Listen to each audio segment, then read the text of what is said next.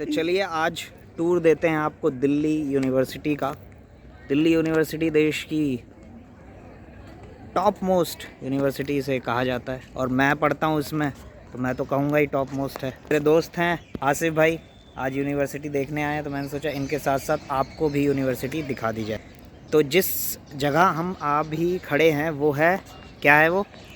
Law faculty. वो है arts faculty, वो है faculty of arts. Faculty of arts के ठीक सामने है विवेकानंद जी का स्टैचू, और इसे देख के मन बड़ा हो जाता है। और ये है हमारी सेंट्रल लाइब्रेरी, बहुत ही बड़ी लाइब्रेरी है।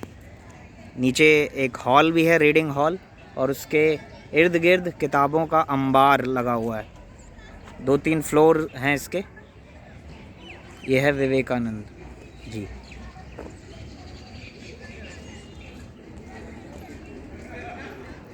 गंगाधर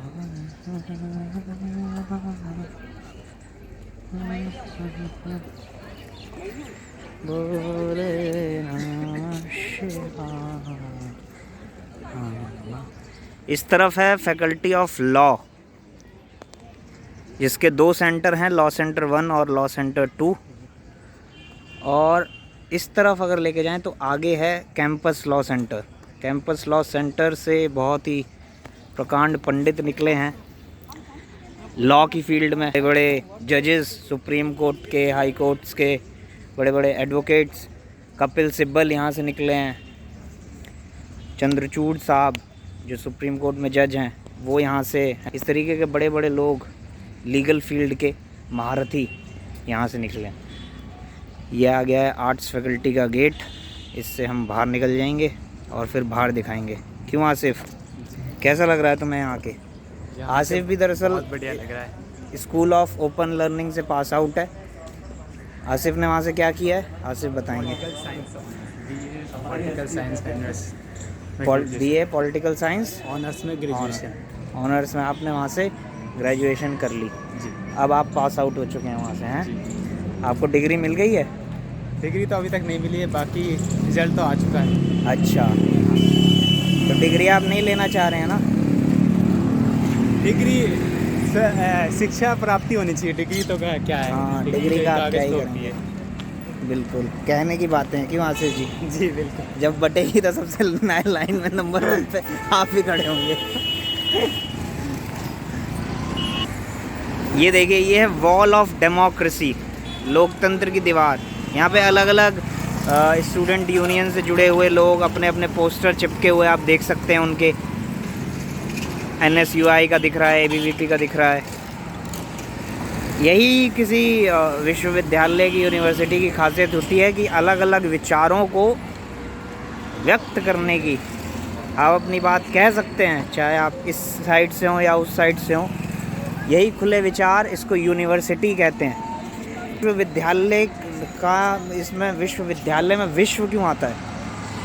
यूनिवर्सिटी, क्योंकि यहाँ स्वतंत्रता है।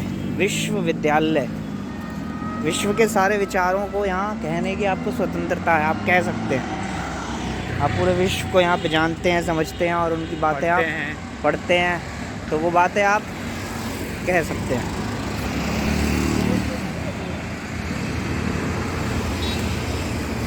ये जो आप सामने देख रहे हैं, ये है स्टूडेंट यूनियन का ऑफिस।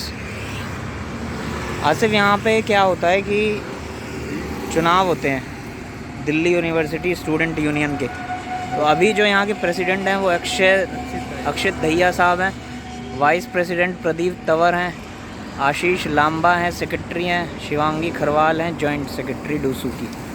तो यहाँ पे चुनाव होते हैं, बहुत ही हो हल्ला होता है चुनाव में, और बहुत ही रोमांचक ढंग से यहाँ पे चुनाव कराए जाते हैं। जोश में पूरी सारे स्टूडेंट यूनियन जो हैं वो प्रचार करती हैं, प्रसार करती हैं। जैसे एक सभा का चुनाव होता है, उसी लेवल का चुनाव यहाँ पे होता है। खूब मतलब पैसा वैसा, पावर सब दिखाई जाती है। साफ सीधे तौर पे यहाँ भविष्य के नेता चुने जाते हैं। भविष्य के नेता चुने जाते हैं, मगर जो इनके प्रचार का तरीका है, जो चुनाव लड़ने का तरीका है, उसमें कोई बदलाव नहीं है। वो लोकसभा वाले लीडर से जिनकी हम इस बात को लेके उनका क्रिटिसिज्म करते हैं कि भैया ये तो मनी पावर से खेल रहे हैं, मनी से, पैसे से लोगों को जीता जा रहा है। वो यहाँ पे भी होता है, गुंडागर्दी से वो यहाँ पे भी होता है।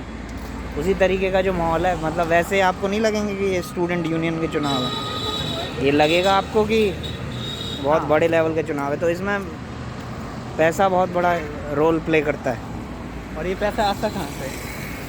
पैसा आता है कहीं ना कहीं से। जो चुनाव लड़ते हैं वो भी ऐसे ही नहीं होते, वो भी पैसे वाले बैकग्राउंड से ही होते हैं। ये आ गया हमारा कैंपस लॉ सेंटर का गेट। तो फिर इसमें लोकतंत्र की भूमिका कितनी बचेगी जब हम पैसे से चुनाव लड़ रहे हैं? क्या कहा जाए इस पर कुछ कहा जा सकता है आसिफ जी? जी, चुनाव को और ये है कैंटीन। चुनावी व्यवस्था को देख के तो ऐसे ही लगता है एक अच्छी चीज़ है जो चुप्पी साथ रखते हैं, तो बहुत अच्छी चीज़ है। कौन चुप्पी? चुप्पी साथ के रखे हैं तो बहुत अच्छी बात है। बिल्कुल और बिल्कुल। आपने आवाज़ उठाना चालू किया तो आप भी उठाएंगे। ये भी एक हम तो बात कर रहे हैं अपने दर्शकों से। जी बिल्कुल, है ना? जी। आगे जो है वो रामजस कॉलेज है। रामजस ही है ना आगे? हाँ, रामजस कॉलेज ये वाला हमने जो है ये रामजस कॉलेज है। और आगे आज वहाँ चलें सुदामा की चाय पर। चलते हैं। चाय फिर ऑनली सिर्फ आपको ही पीनी होगी अगर आपका दिल है। नहीं, मैं तो सिर्फ दिखाने के लिए लेके जा रहा हूँ।